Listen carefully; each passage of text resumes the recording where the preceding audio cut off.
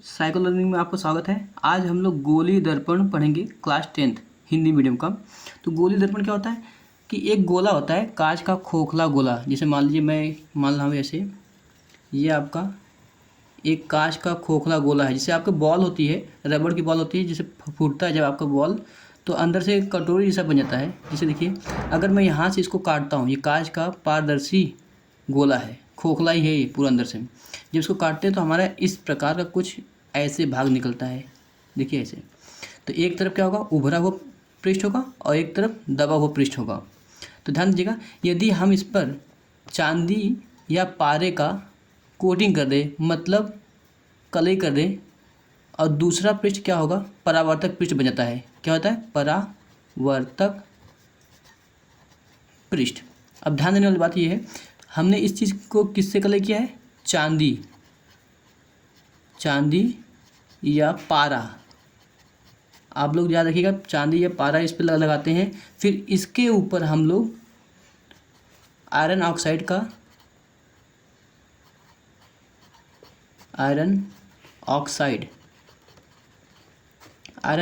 हम लोग पेंट करते हैं, ताकि ये जो चांदी है हमारा निकल न जाए। जैसे बहुत होता है ना, आपके घरों में जो शीशे होते हैं उसके पीछे कुछ पेंट लगा होता है, जैसे वो पेंट छूटता है तो उसके जो ये सिल्वर कलर का परावर्तक लगा होता है तो वो क्या करता है, झड़ जाता है। और ये चांदी क्या करता है आपका, ये परावर्तन का काम करता है। जैसे देखिए, ये आपका गोलीय दर्पण है। मैंने क्या किया, उभरे हुए पृष्ठ पर चांदी या आयरन का वो पारे का कलई कर दिया। अब उसको, उस कलई के ऊपर हमने क्या किया, आयरन ऑक्साइड का पेंट कर दिया। ये पेंट है बच्चों। अब नीचे जो इसका अंदर वाला भाग है वो परावर्तक पृष्ठ बन गया। अब चाहे तो आप इसको ऐसे यहाँ से काट सकते हैं, आप काट कर दिए, फिर यहाँ से देखिए ऐसे ये भाग निकलेगा। तो अब क्या करते हैं कि इसके अंदर का जो भाग है हम चांदी या पारे से कलई कर देते हैं। तो ये क्या, कौन सा पृष्ठ बन गया आपका, परावर्तक पृष्ठ बन जाएगा। उसे हम लोग गोली दर्पण कहते हैं। जो गोल नुमा हो, वक्राकार हो, जिसे वक्र होता है, वक्र मतलब क्या होता है, वक्र मतलब ऐसे घुमावदार, जो भी चीज़ घुमावदार होती है उसे हम वक्राकार कहते हैं। तो ध्यान दीजिएगा, तो जब भी आप किसी खोखले गोले का कोई गोला लेंगे, उसको जब काटेंगे तो वो कटोरी जैसा निकलेगा। तो कटोरी में क्या होगा, एक भाग गहरा होगा और एक भाग उभरा होगा। तो किसी भी एक सतह पर आप चांदी या पारे का कलई कर दीजिए, तो वो दूसरा पृष्ठ जो जहाँ पर रहेगा, जो खाली रहेगा, जिस पे आप कोई पेंट नहीं करते, वो परावर्तक पृष्ठ बन जाएगा। जैसे आपके घर में जो दर्पण होता है, उसके एक पृष्ठ पर क्या होता है, कलई क्या होता है। देखिए, जैसे आपका दर्पण था, उसके पीछे आप चांदी या पारे का कलई किया होता है, फिर उसके ऊपर पेंट किया होता है। तो ये पृष्ठ जहाँ पर आप चेहरा देखते हैं, तो ये पृष्ठ परावर्तक पृष्ठ होता है ना। तो वही चीज़, सिर्फ गोले का ये होगा भाग कटा हुआ, एक भाग उभरा होगा, एक भाग दबा होगा। उसे ही हम लोग गोली दर्पण कहते हैं। अब इसकी परिभाषा देख लीजिए। तो देखिए बच्चों, गोली दर्पण किसी कांच के खोखले गोले का कटा हुआ वो भाग होता है जिसके एक तल पर चांदी, देखिए मैंने कहा था ना, एक तल पर हमने चांदी कर दिया। किसी भी एक तल पर आप जो कटा हुआ भाग है उसके किसी एक तल पर चांदी या पारे का कलई कर दीजिए। जिसके एक तल पर चांदी अथवा पारे की पॉलिश करके उसके ऊपर लाल रंग का आयरन ऑक्साइड का पेंट कर दिया जाता है। इससे इनका दूसरा तल चमकदार हो जाता है। चमकदार तल से परावर्तन होता है। अब देखिए यहाँ पे क्या होगा, जब आपका एक तरफ चांदी या पारे की कलई आपने कर दिया, फिर दूसरा तल क्या हो जाएगा आपका, ऑटोमेटिक क्या हो जाएगा, चमकदार हो जाएगा। ये क्या करेगा, प्रकाश किरणों को अपने ऊपर, जो भी प्रकाश किरणें आएगा उसको ये रिफ्लेक्ट करेगा, परावर्तित करेगा। तो ध्यान दीजिएगा, इसका क्या होगा, इससे इनका दूसरा तल चमकदार हो जाता है। चमकदार तल से परावर्तन होता है। यही है ना कि जितने भी प्रकाश किरणें इस पर आएंगे, जैसे मान लीजिए यहाँ पर आ रही है, तो ये परावर्तित कर देगा। उसे हम गोली दर्पण कहते हैं। तो उम्मीद है कि इतनी तो बात समझ में आई होगी आपको। अब हम लोग गोली दर्पण के प्रकार पढ़ते हैं। देखिए बच्चों, गोली दर्पण के प्रकार, गोली दर्पण के दो प्रकार होते हैं। कितने प्रकार होते हैं, दो प्रकार होते हैं। पहला क्या है, अवतल दर्पण।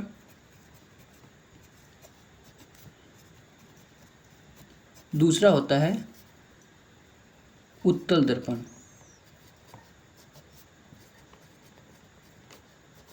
अवतल दर्पण को इंग्लिश में बोलते हैं कॉनकेव मिरर, और इसको बोलते हैं कॉन्वेक्स मिरर। अब ध्यान दीजिएगा, अवतल दर्पण होता क्या है।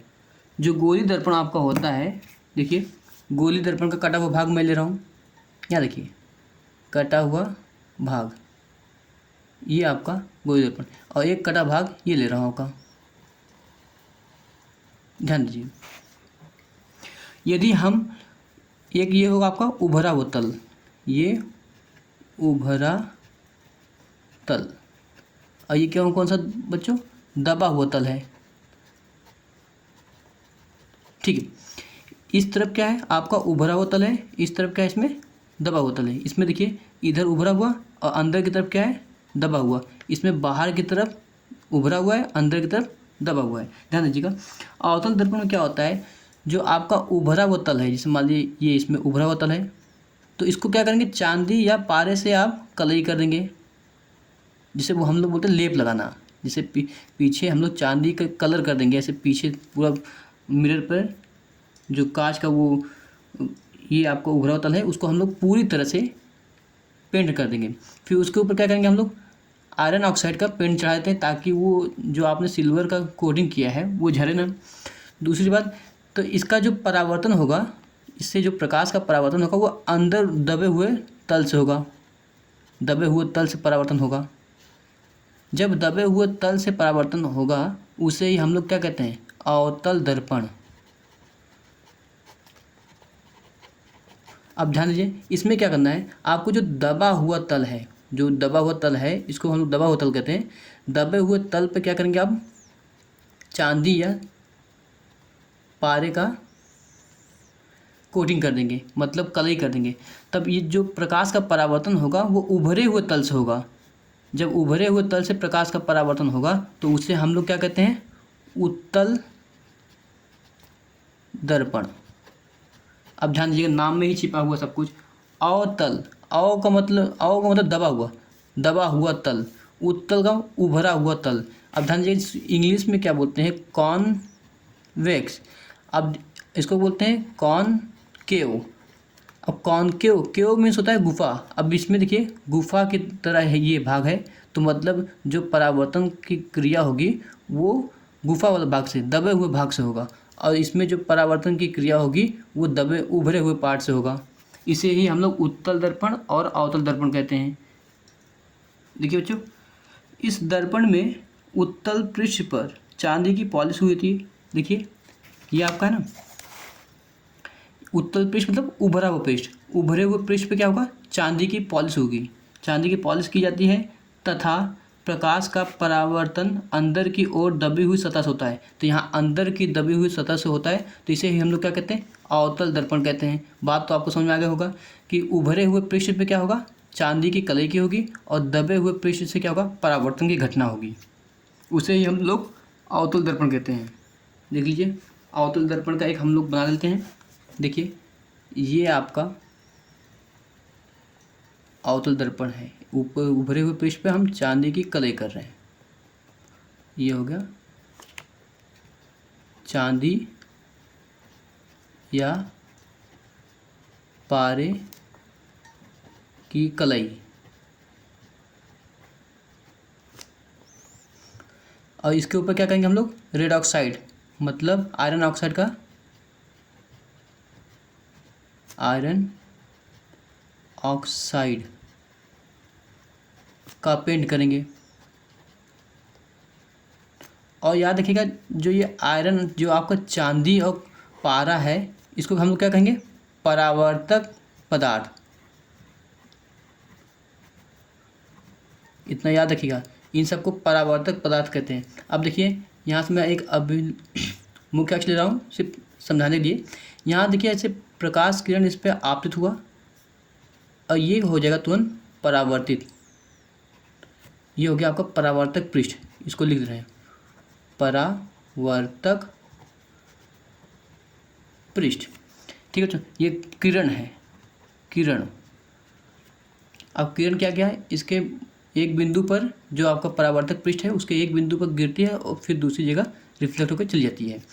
और चांदी और पारे को क्या कहते हैं हम लोग? परावर्तक पदार्थ कहते हैं, इतना याद रखिएगा। और उनके ऊपर हम लोग कौन सा पेंट करते हैं? आयरन ऑक्साइड का पेंट करते हैं, इतनी बात है। इसको बोलते हैं अवतल दर्पण, अवतल दर्पण।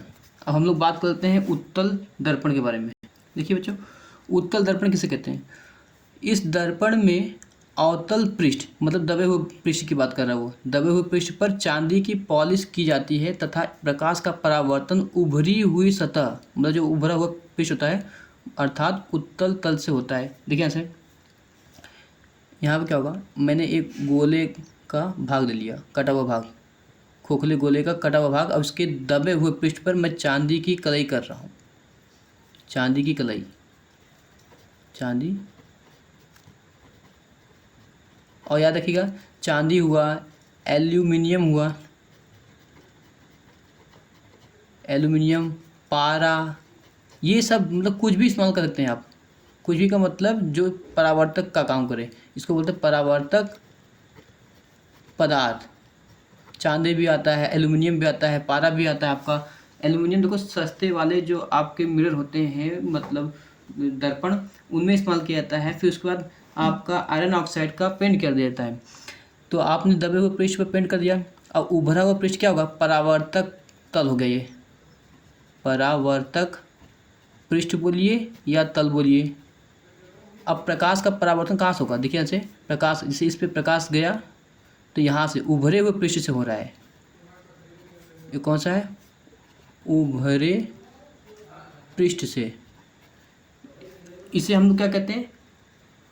उत्तल दर्पण कहते हैं। इतनी बात याद आएगा बच्चों, समझ में आया?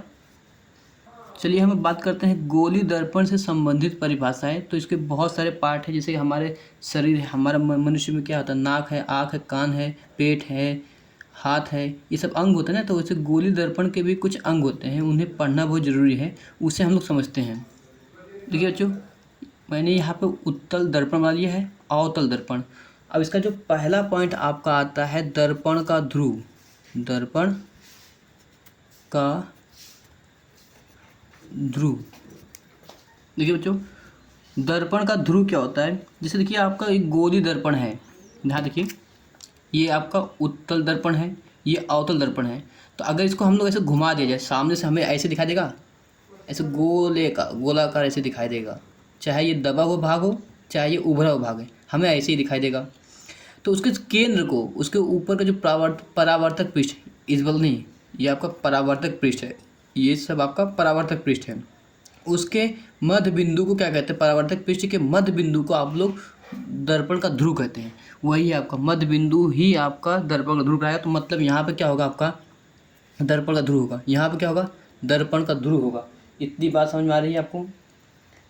बताइए, ये जो इसका केंद्र है, जो जहाँ से प्रकाश परावर्तित होता है, जो पृष्ठ चमक रहा है, उसके केंद्र को हम लोग क्या कहते हैं? दर्पण का ध्रुव। और इसे P से प्रदर्शित करते हैं। ये हो गया आपका P से प्रदर्शित कर दिया मैंने, इसे ही दर्पण का ध्रुव कहते हैं। तो देख लीजिए परिभाषा। तो देखिए बच्चों, दर्पण का ध्रुव क्या होता है?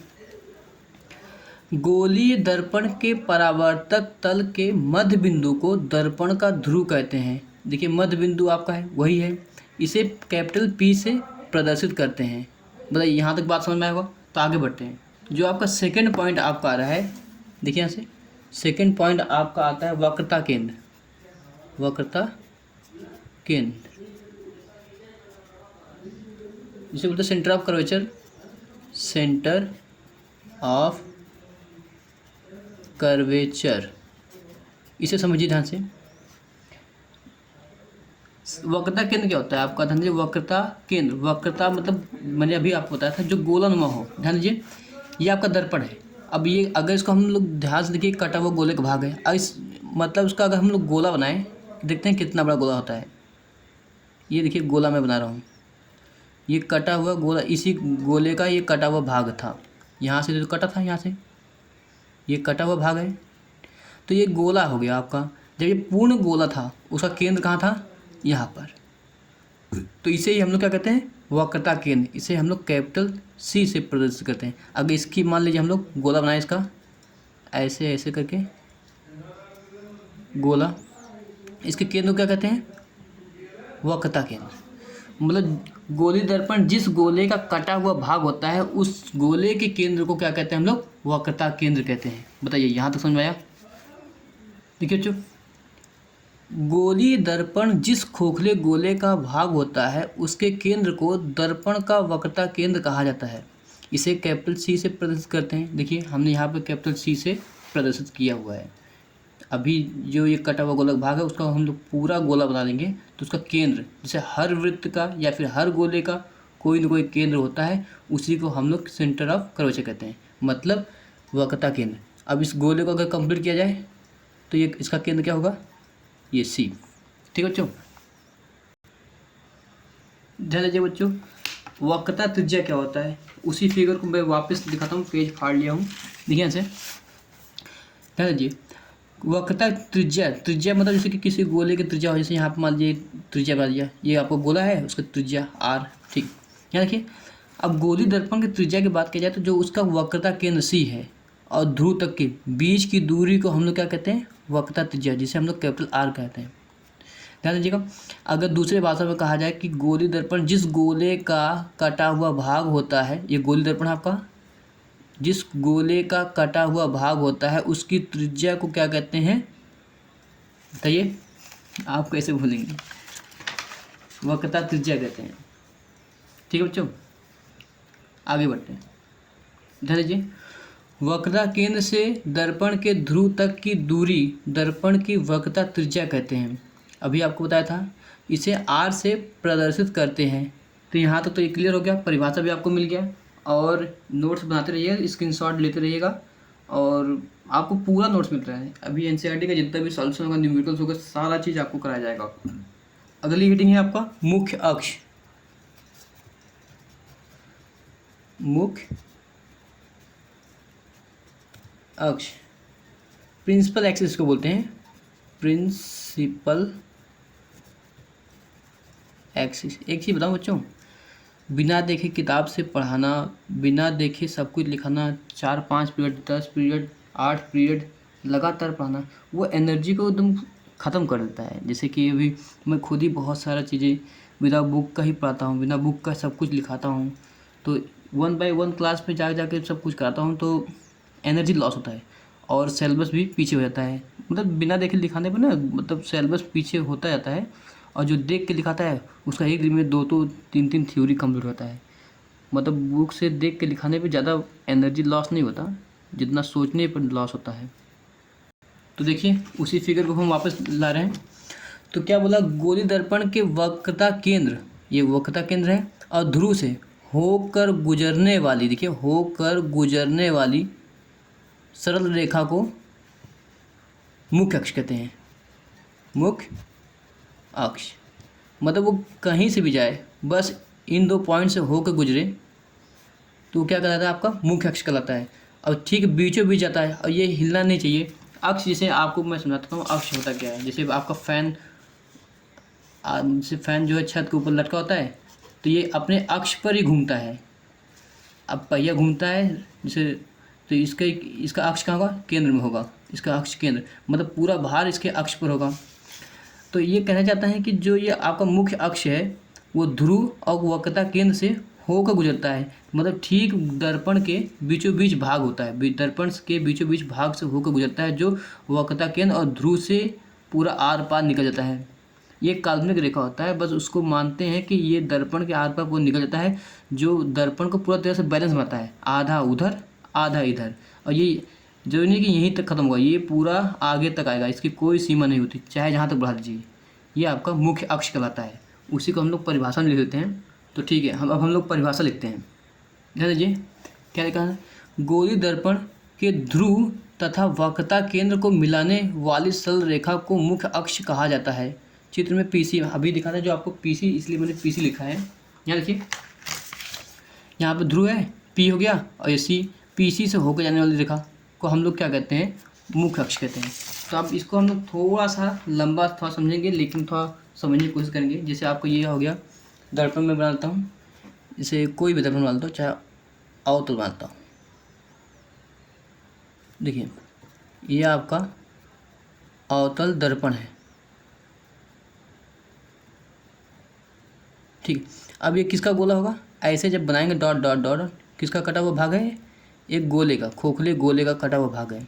इसका वक्रता केंद्र यहाँ पर है, यहाँ पे पृष्ठ क्या है, ध्रुव है। अब देखिए यहाँ से वक्रता केंद्र और ध्रुव से होकर गुजरने वाली सरल रेखा, होकर गुजरने वाली सरल रेखा, यही है आपका मुख्य अक्ष। मुख्य अक्ष वक्रता त्रिज्या क्या होगा, सी से पी तक की दूरी क्या कहलाएगा आपका, वक्रता त्रिज्या। ये हो गया आर, ये आपका ध्रुव हो गया, पी से जिसे दर्शाए हम लोग, ये वक्रता केंद्र है, और ये आर क्या आपका वक्रता त्रिज्या, यहाँ से इतनी दूरी। आपका ये परावर्तक पृष्ठ है, ये परावर्तक पृष्ठ था, परावर्तक पृष्ठ, इतनी क्लियर है। ये देखिए यहाँ से ये कटा हुआ तो भाग तो था ये पूरा, ठीक। तो अगली हेडिंग है मुख्य फोकस। मुख्य फोकस जिसे बोलते हैं प्रिंसिपल फोकस। अब इसको क्या कहते हैं, ध्यान दीजिएगा। देखिए सिंपल तरीका ये भी है, थोड़ा आपको समझने की कोशिश कीजिए, ध्यान दीजिए। जो ये आपका वक्रता त्रिज्या है, ये त्रिज्या यहाँ से जो केंद्र से लेकर ध्रुव तक की दूरी है, वक्रता त्रिज्या है। इसकी आधी दूरी को हम लोग क्या कहते हैं, फोकस कहते हैं, मुख्य फोकस। अब इसको तो ऐसे परिभाषित करना नहीं है, परिभाषा देने के लिए आपको क्या करना होगा, ध्यान दीजिएगा। जैसे कोई दर्पण है, ये मैं एक दर्पण बना रहा हूँ, फिर से बार बार बनाना पड़ेगा, बार बार बनाएंगे। ये आपका दर्पण है, मैं अवतल दर्पण ले रहा हूँ, ठीक है। ये प्रिंसिपल एक्सिस मतलब मुख्य अक्ष है आपका, ये ध्रुव है, ये आपका वक्रता केंद्र सी है, ठीक है। और यहाँ पे आपकी आधी दूरी फोकस होता है, लेकिन अभी तक हमें क्लियर नहीं कि फोकस ये है। सिर्फ हमें अगर जानना हो तो वक्रता त्रिज्या की आधी दूरी को क्या कहते हैं, मुख्य फोकस कहते हैं, ठीक। लेकिन इससे क्लियर नहीं होगा, क्या कहते हैं। अब ये आपका ये परावर्तक पृष्ठ है, तो हम लोग क्या कहते हैं, मुख्य अक्ष, ये आपका जो मुख्य अक्ष है, मुख्य अक्ष के समांतर जितनी भी प्रकाश किरणें जाएंगी, देखिए ये मुख्य अक्ष के समांतर, ये आपका मुख्य अक्ष है, इसी के जस्ट समांतर, मुख्य अक्ष के समांतर, ये देखिए मैंने बहुत सारे किरणें ले लिया, लगभग 4 किरणें ले लिया, और इसको ले लेंगे 5 हो जाएगा। मुख्य अक्ष के समांतर आने वाली प्रकाश किरणें परावर्तन के पश्चात जिस बिंदु से होकर गुजरेंगी, देखिए ये बिंदु है, सभी इसी बिंदु से होकर जाएंगी, जरा सा भी इधर नहीं होंगे, सिर्फ इसी बिंदु से होकर जाएंगी। याद रखिए, आप लोग प्रैक्टिकल कर सकते हैं। ये आपका फोकस है, जिस बिंदु से होकर गुजरेंगी वो आपका मुख्य फोकस होगा। बहुत ईजी तरीका है, मतलब मुख्य अक्ष, ये आपका मुख्य अक्ष की लाइन है, मुख्य अक्ष के समांतर ये पड़ने वाली प्रकाश किरणें, देखिए ये प्रकाश किरणें हैं, आप समांतर प्रकाश किरणें होनी चाहिए। मुख्य अक्ष के समांतर आने वाली प्रकाश किरणें परावर्तन के पश्चात जिस बिंदु से होकर गुजरती है उसे मुख्य फोकस कहते हैं। और सिंपल तरीका में ये भी कहते हैं कि जो आपका वक्रता त्रिज्या है, वक्रता त्रिज्या की आधी दूरी को हम लोग मुख्य फोकस कहते हैं। जो भी आपको समझ में आए वो सब लिख सकते हैं आप, तो परिभाषा हम लोग दे देते हैं। तो हाँ देखिए बच्चों, किसी गोलीय दर्पण की मुख्य अक्ष के समांतर आने वाली आपतित किरणें दर्पण से परावर्तन के पश्चात मुख्य अक्ष के जिस बिंदु से होकर गुजर जाती हैं या होकर जाती हैं वह बिंदु दर्पण का मुख्य फोकस कहलाता है। इसे एफ, कैपिटल एफ से प्रदर्शित करते हैं। देखिए से ये आपका मुख्य अक्ष था, यहाँ से पूरा निकल गया मुख्य अक्ष, इसी के समांतर, आप समांतर जानते होंगे, इसे एक लाइन दूसरी लाइन का समांतर होगा, जो दूरी यहाँ पर है वही दूरी यहाँ पर भी, यहाँ पे मतलब इनके बीच की दूरी न घटनी चाहिए न बढ़नी चाहिए, ये अनंत तक जानी चाहिए। तो ये देखिए एक दूसरे के सब समांतर है, और ये सब मुख्य अक्ष के समांतर है। तो जितने भी दर्पण पर मुख्य अक्ष के समांतर प्रकाश किरणें पड़ेंगी वो परावर्तन के पश्चात इसी एक ही बिंदु, कहीं और से नहीं, इसी एक ही बिंदु पर होकर जाएंगे। और याद रखिएगा ये मुख्य अक्ष पर बिंदु है, इसलिए इसको क्या कहते हैं, मुख्य फोकस कहते हैं। ठीक है बच्चों, इसे कैपिटल एफ से प्रदर्शित करते हैं। इतनी बात तो आपको समझ में आ गया होगा। आगे बढ़ते हैं। ये तो था आपका अवतल दर्पण की बात था। देखिए ये क्या था, अवतल दर्पण। लेकिन अब क्या होगा जब उत्तल दर्पण का फोकस आप लिखेंगे, मुख्य फोकस क्या होता है, तो क्या करेंगे, ध्यान दीजिएगा। ये आपका उत्तल दर्पण मैंने बता दिया, ये आपका क्या होगा, मुख्य अक्ष। और परिभाषा क्या कहता है, ये आपका ध्रुव हो गया, ये आपका देखिए इसका वक्रता केंद्र कहाँ होगा, इस तरफ होगा, जिस तरफ इसकी गोलाई आएगी उसी तरफ इसका वक्रता केंद्र यहाँ पर होगा। ध्यान दीजिएगा, इसकी गोलाई कहाँ आई थी, इस तरफ आई थी। देखिए गोला इस तरफ बन रहा है इसका, तो इसका वक्रता केंद्र इस तरफ था। इसका गोला कहाँ जा रहा है, इस तरफ, तो इसका वक्रता केंद्र यहाँ पर होगा। ये हो गया आपका सी। अब ध्यान दीजिएगा, परिभाषा क्या कहता था कि मुख्य अक्ष, ये आपका मुख्य अक्ष है, मुख्य अक्ष के समांतर, मैं समांतर प्रकाश किरणें ले रहा हूँ, ये हो गया मुख्य अक्ष के समांतर प्रकाश किरणें, मुख्य अक्ष के समांतर प्रकाश किरणें। ठीक है, अब ध्यान दीजिएगा, इस तरफ तो कोटिंग हो गया है, ये तो आपका परावर्तक पृष्ठ है, इस बगल जो है परावर्तक पृष्ठ है, इस तरफ क्या है आपका सिल्वर का कोटिंग है। तो अब याद रखिएगा, जो ये प्रकाश किरणें जा रही है, ये तो इसको भेद नहीं पाएगी कि आगे निकल जाए, ये यहीं से परावर्तित हो जाएंगे। देखिए ये इस तरफ निकल जाएगा, ये इस तरफ निकल जाएगा, ये सीधा वापस लौट जाएगा। ये देखिए ये इस तरफ निकल कर आएगा, ये ऐसे निकल कर आ जाएगा। अब ध्यान दीजिएगा, ये तो पूरी तरह से चला गया, तो हमें कहाँ मुख्य फोकस कहाँ मिला, ये तो प्रकाश तो अपवर्तित हो गया, मतलब परावर्तित हो गया। तो याद रखिएगा, जब आप यहाँ से देखेंगे ये प्रकाश किरणें कहाँ से आ रही है, तो आपको ठीक दर्पण में पीछे एक बिंदु दिखाई देगा कि यहाँ से ये प्रकाश किरणें निकल कर आ रही है। यहाँ से अगर आप देखेंगे तो ये प्रकाश किरणें कहाँ से आती हुई प्रतीत होगी, इस बिंदु से। यहाँ से आप देखेंगे जब अपनी आँखें लगाकर, तो ये प्रकाश किरणें कहाँ से आती हुई प्रतीत होगी, इस बिंदु से। अब यहाँ से जब आप देखेंगे तो ये प्रकाश किरणें आपको पीछे दर्पण इस बिंदु से, एक ही बिंदु से आती हुई प्रतीत होगी। उसे हम लोग क्या कहते हैं, मुख्य फोकस कहते हैं, क्योंकि ये मुख्य अक्ष पर स्थित है, इसलिए आपको मुख्य फोकस कहते हैं। अभी आपको ये नहीं समझ होगा, जिसे मान लीजिए दर्पण है आपका, समतल दर्पण मान लीजिए, ये यहाँ पर बल्ब जल रहा है, बल्ब से आने वाली प्रकाश किरणें, देखिए एक प्रकाश किरण ऐसे सीधी जाएगी, लंबवत पड़ेगी तो तुरंत परावर्तित हो जाएगी। और जो परावर्तित प्रकाश किरणें अगर यहाँ से देखेंगे तो ये दर्पण में हमें यहाँ से आती हुई आगे से प्रतीत होती है। और ये प्रकाश किरणें एक दूसरी यहाँ पर है, इस बल्ब क्या होगा, रिफ्लेक्ट हो गया।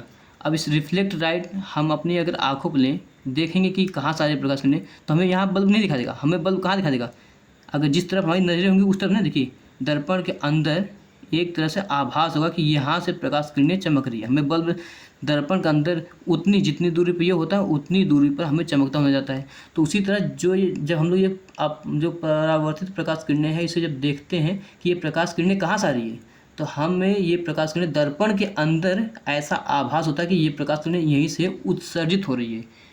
तो ये आपका हो गया मतलब उत्तल दर्पण का मुख्य फोकस हो गया।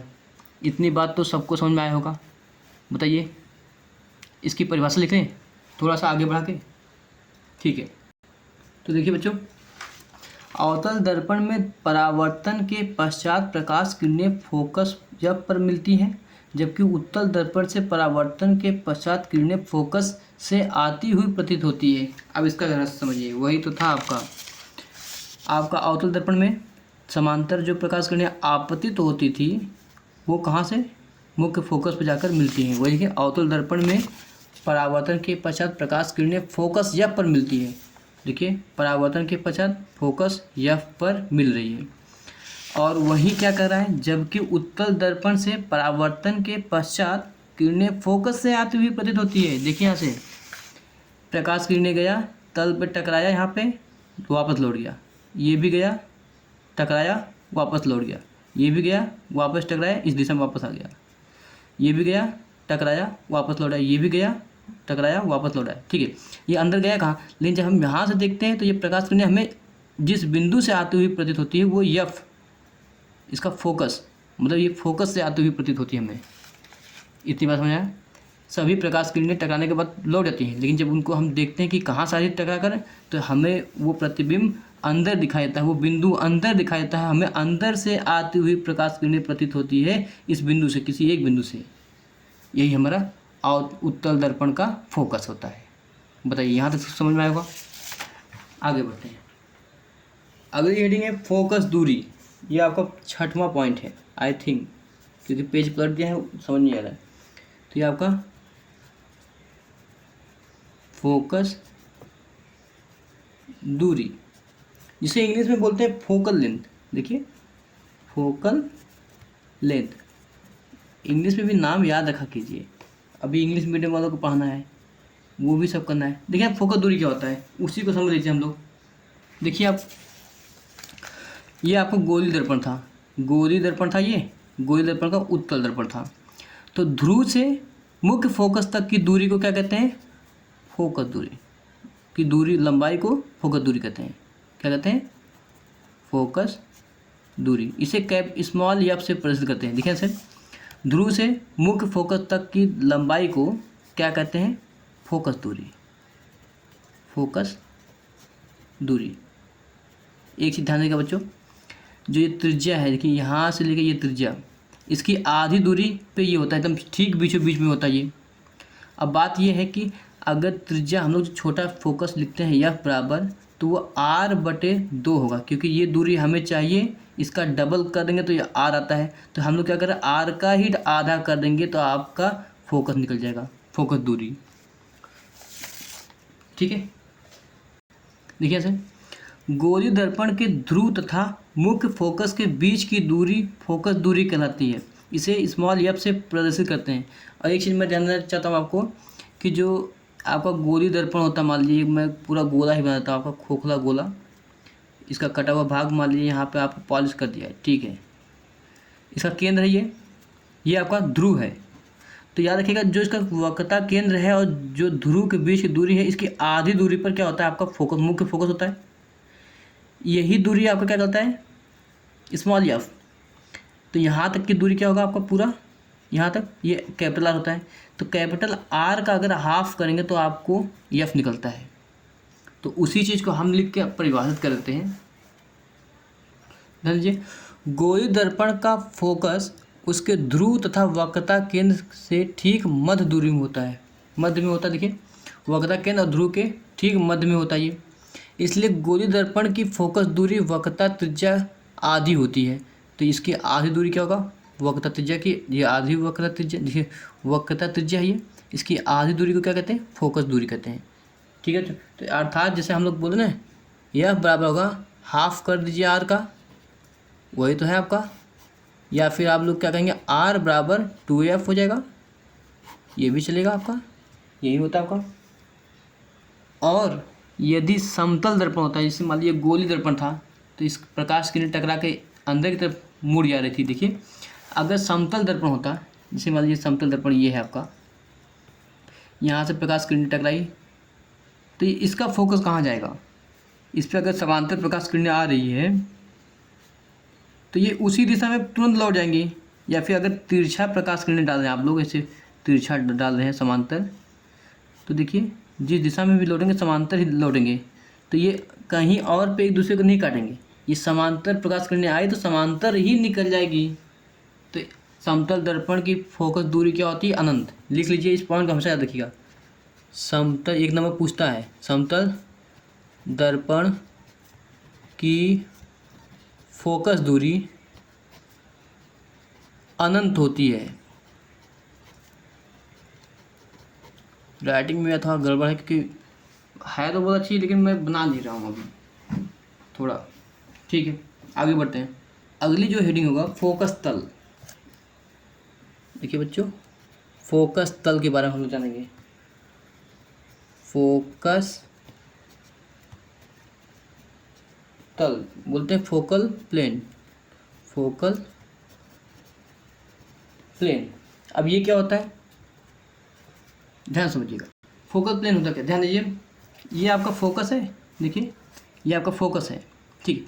अब क्या बोला है कि जैसे मुख्य अक्ष यहाँ से लेके ऐसे आपका मुख्य अक्ष होगा, ठीक है, मुख्य अक्ष के लंबवत, देखिए आपका ऐसे ये पूरा मुख्य अक्ष है, मुख्य अक्ष ये आपका पूरा अंदर गया, मुख्य अक्ष के लंबवत, ऐसे कोई लंबवत रेखा, मुख्य अक्ष के लंबवत फोकस, मुख्य फोकस पे खींची गई रेखा फोकस तल कहलाता है। अभी इसको आपको समझते हैं। देखिए ऐसे, ये आपका अवतल दर्पण में बनाया है, ये आपका मुख्य अक्ष है, यहाँ पर आपका मुख्य फोकस है, ये आपका सेंटर है, ठीक है, ये आपका मुख्य अक्ष है, मुख्य अक्ष के, ठीक, ये मुख्य अक्ष के लंबवत, आपने लंबवत पढ़ा ना, लंबवत मुख्य फोकस पर खींची गई रेखा क्या होता है, फोकस तल कहते हैं। अब ये कैसे होगा कि फोकस तल, ये कैसे होगा, ध्यान दीजिएगा।